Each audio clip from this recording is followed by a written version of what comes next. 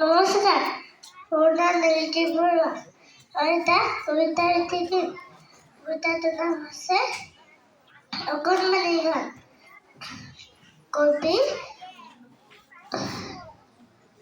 ৰূপকোঁৱৰ জ্যোতিপ্ৰসাদ আগৰৱালা। মা, মই আজি সোণ বৰণৰ সপোন দেখিলোঁ। তোৰ আঙুঠিত ৰঙা বাঁহৰ পাখি মেলি পৰা দেখিলোঁ। মা, তোৰ যে মা ৰঙা, বগা, হালধীয়া, কেঁজুষীয়া এখন আছিল তাৰ নিচিনা। চৰাই এটাই মোৰ কাষলৈ আহিল।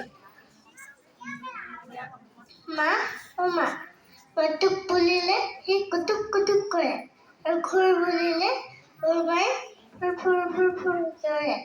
মুচবা চকু দুটা ঠিক তোৰ আঙুঠিত বাখৰ,